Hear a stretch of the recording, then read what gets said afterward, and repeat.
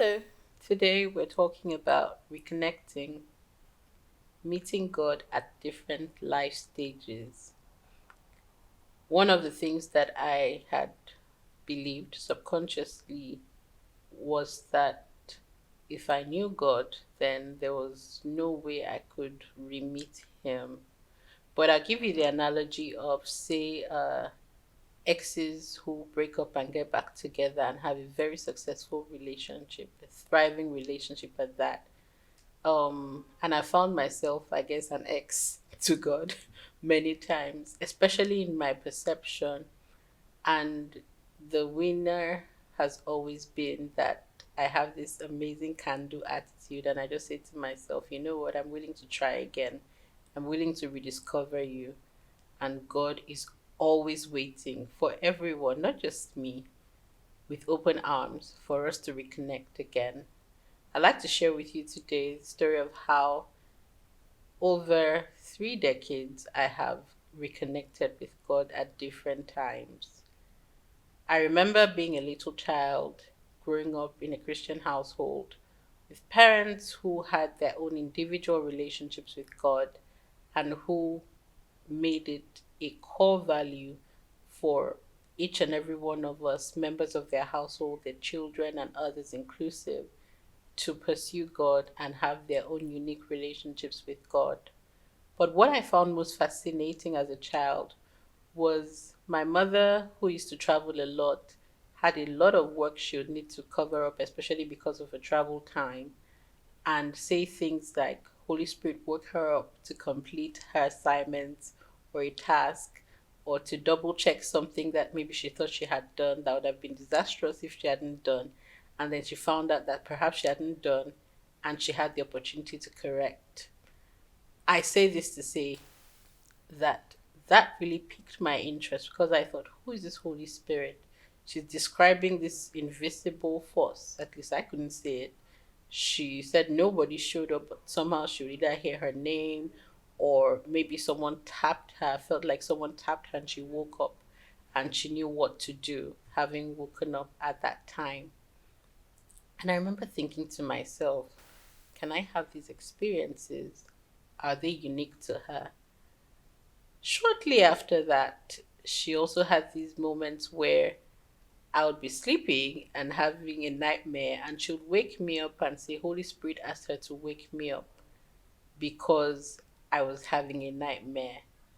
That then began to confirm to me what I suspected to be true, that perhaps I could have a relationship with this person. And I was so curious to get to know what that would look like. She was always accurate, by the way, because every time she woke me up from that kind of sleep, I was truly having a nightmare. I discovered that, to be honest, he was also seeking me out. He wanted to have a relationship with me as a child as much as I wanted to have a relationship with him. And so the journey began. I was able to interact with him more and more with my existential questions and questions of faith because I just felt that he was there. He was present enough to be aware of what was going on while I was asleep. Surely he was aware of the things I thought of when I was awake. So if I had any questions, internally I'd just ask. Eventually, I would either find it in how the answer unravels or in form of perhaps an audible voice explaining the answer to the questions I had asked.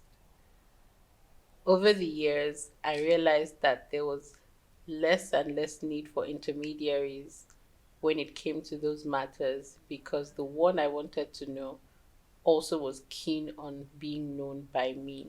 As life happened, I perhaps in some ways didn't ask as many questions directly to him or even to others. And so it felt like a relationship where, things are just a bit cold. You're not talking much, but you're going through the motions, but he was always present. I remember when I became a preteen, stroke teenager, and because of the relationship we already had, I was still conscious of the fact that he was always with me, willing to help me, guide me, and make himself known to me. Then I became a teenager and things got more and more interesting. And then the roaring 20s came. I remember that in my 20s, I had a significant encounter with the Holy Spirit where my appetites just changed and I desired nothing else but to know this person again. I realized that what I had known so far was at best incomplete and would always remain incomplete if I didn't learn him, with him, through him directly. If you remember in season one, and if you haven't watched season one, I encourage you to go back. I talked about how the best way to get to know someone is from them directly because you have the opportunity to get very clear understanding by clarifying whatever your perceptions or conceptions are with them directly. That's what happened in my 20s.